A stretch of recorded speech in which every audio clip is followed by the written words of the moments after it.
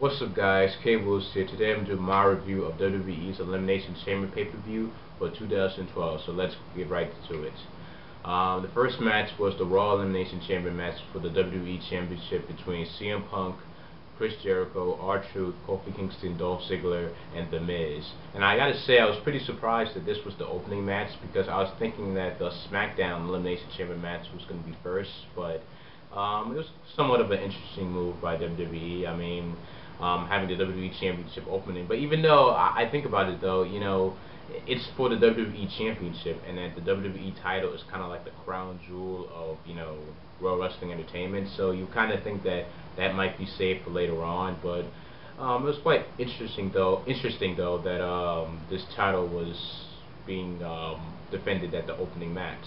But anyways, this chamber match was alright. CM Punk did end up winning the match, and I kind of predicted that he would win. But it was two things I want to talk about is one with CM Punk and Chris Jericho.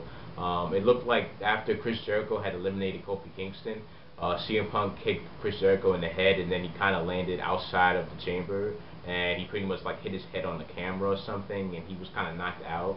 And really, Chris Jericho was eliminated, but he wasn't really pinned by anybody. So more than likely at tomorrow night's Raw, Chris Jericho probably stated how, CM Punk didn't prove anything and that he deserves a shot at the WWE Championship and he was kind of cheated. And, he'll go on, and then they'll probably have the match at WrestleMania. So we're going to get CM Punk and Chris Jericho at WrestleMania, but, Chris Jericho technically wasn't really eliminated, but he was out due to a medical injury. And it kind of looked kind of legit that he actually did get hit seriously in the head by, like, the camera, but that really didn't happen. That was probably just, for show, and that wasn't real. But then, yeah, so anyways, Chris Jericho was out. And also I want to talk about with R-Truth, because during the match, he was the fourth one to enter, but he was kind of taken out pretty quickly because, CM Punk got him with like a super suplex over the top turnbuckle, and then he hit him with the elbow drop, and then 1, 2, 3, R-Truth is gone. And I was kind of thinking, like, that's pretty quick for somebody like R-Truth. I mean, either he really wasn't supposed to be in this match, or he possibly failed the wellness policy, and that's why he was taken out pretty quick. But I was pretty surprised, though, that R-Truth, he was eliminated pretty fast. But anyways, after that, the other guys did a good performance. Kofi Kingston had some impressive moments. The Miz was really aggressive, and I was actually thinking that what happened to R-Truth was going to happen to The Miz, because we all know that he's getting so much backstage heat because of what he did with R-Truth, and that with the Survivor Series buy rates and everything. Like, I think that it's unfair that all this is going towards The Miz, but I was thinking that he was going to get eliminated early, but he actually stayed in until the end between him and CM Punk. And and it was actually a good chamber match for Raw. CM Punk retained, and that's pretty much all I got to say with this chamber match. So the next match was the Divas Championship match between Beth Phoenix and Tamina Snuka, and I got to say that this match felt like something was lacking. I mean, at first it was pretty slow, but later on it kind of picked up. But I don't know. I don't think this match had a decent amount of time, maybe a little longer. I wasn't really counting the minutes and how long this match was, but I don't know, something about this Divas match seemed like something was missing, like something should have been there, or there should have been more wrestling involved, because really it was more like just brawling and punches and stuff like that, so maybe that's why. But to me, it was somewhat of a good performance, but Beth Phoenix did retain, and I don't know what they're gonna do with Beth at WrestleMania. Maybe a feud with Karma, or continue the feud with Tamina. I'm not sure, but this Divas match, it seemed like it could have gone out longer. It could have been a little bit better. I don't know. Maybe something was missing. That's all I got to say. Please let me know what you guys thought about the Divas match. Maybe was something missing. Something, I don't know. But anyways, the next thing that happened was a segment in the ring between John Laurinaitis and David Otunga, and he was talking about how he wanted to be general manager for both Raw and SmackDown. And then we had Alberto Del Rio made his return, and he was showing his support, as well as Mark Henry and Kristen too. Yes, Kristen had returned. And really, this segment, I don't really care for it. Maybe it's gonna lead something later on to WrestleMania with John Laurinaitis and Teddy Long. But it was good to see that Alberto Del Rio and Christian are back. Maybe they'll return, but hopefully that will happen. But I really didn't care. It was like 10 minutes of waste of time, in my opinion. But still, just good to see Christian and Alberto Del Rio. And then next was the SmackDown Elimination Chamber match between Daniel Bryan, The Big Show, Wade Barrett, Cody Rhodes, The Great Khali, and Santino Marella. And I gotta say, before the Chamber match, they were showing like segments of Santino Marella and how he was training, kind of like Rocky, and he had the great hoodie on, and he was just training with the Cobra. It was kind of funny. I'll admit it was pretty funny.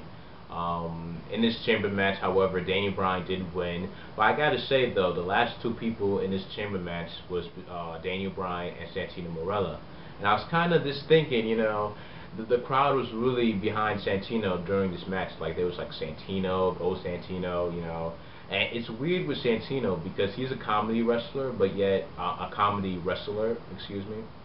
But he gets the crowd reaction of somebody who's in the main event status. He gets more of a crowd reaction than somebody like The Big Show, Daniel Bryan, Wade Barrett, or some of these guys who are supposed to be high in the mid-carders or even main eventers, and he gets that crowd reaction, which I think is pretty cool with Santino. And I kind of like Santino. He's a funny guy, but I knew he was going to win the World Championship. But I'll admit, I was kind of rooting for Santino. I was like, come on, like, just win. Because it kind of looked like the crowd was really into this. I mean, everybody was like, go Santino, go. And then, but, Daniel Bryan made him tap out. And pretty much that was the end of the match. And also, I got to say with the Great Khali, pretty much the Great Khali was just filler in this match. I mean, he was in there. He did a few chops and like whatever that move he calls when he just slams to the ground, the Punjabi plunge, I think, or whatever. But then the Big Show just spears him in a 1, 2, 3. The Great Khali's out, and then I mean, they could have added somebody else. I mean, the Great Khali was just nothing more but just filler in this match because he entered the match and then he just left. And I know that the Great Khali, he's not a good wrestler, but it just kind of seemed like a waste of time, And then there were times though with the SmackDown Elimination Chamber that was kind of boring. Just a little bit, but yeah, I mean, Santino, I think Santino Marella was the best part about this chamber match. How he was getting the crowd going, and he got a huge reaction and whatnot. But at the end of the match, Sheamus made his appearance, and I was like actually happy that he made an appearance because he did win the Royal Rumble, and at the cover of the Elimination Chamber pay-per-view, they had Sheamus on the cover, saying he was going to do something big, but he really didn't have anything to do during this pay-per-view except make an appearance, and it kind of made it seem like he was going to challenge Daniel Bryan for the World Heavyweight Championship, which makes sense because Sheamus never won the world title before. I mean, he won the WWE Championship twice, but never the World Championship. So it's kind of good for Sheamus that he kind of made his choice already that he's going to face Daniel Bryan, and it should be a good match at WrestleMania, and hopefully Sheamus will go over and become the world champion. And next we had this whole gimmick with Hornswoggle, Natalya, Jack Swagger, and Justin Gabriel, and Vicky Guerrero. And Hornswoggle basically was eating cheese, and Natalya walks over, and then they continue with the Spartan gimmick, and I really don't understand why the writers, so whoever's making this happen with Natalya, I don't understand why this is continuing. Like, why is this happening? Nobody thinks it's funny, and it's not funny at all. It's actually very disrespectful to Natalya, and she is an Alhard and everything like that.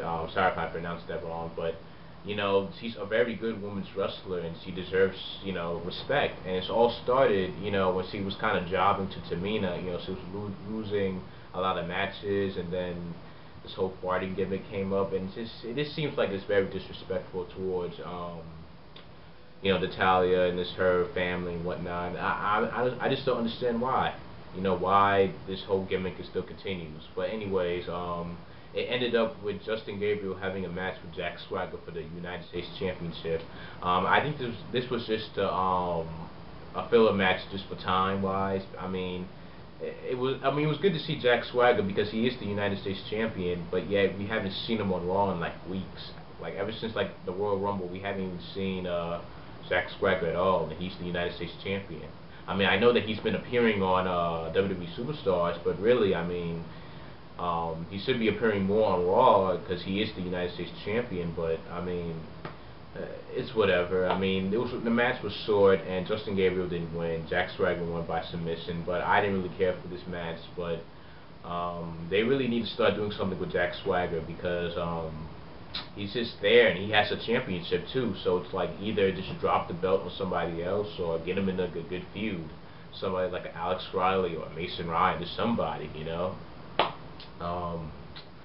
So after that match, it was the also during the segment with Hornswoggle and the cheese thing, Teddy Long had stated how he wanted to be the general manager for both Raw and SmackDown. So maybe at WrestleMania, they'll pick John Laurinaitis and Teddy Long will pick representatives, and whoever wins, like the general manager will get the full rights to both shows. But I think it should still be separate. One general manager for Raw, one for SmackDown. But we'll see what happens. Something like that might happen at WrestleMania. And then we get to the main event between John Cena and Kane. And honestly, guys, I didn't care for this match.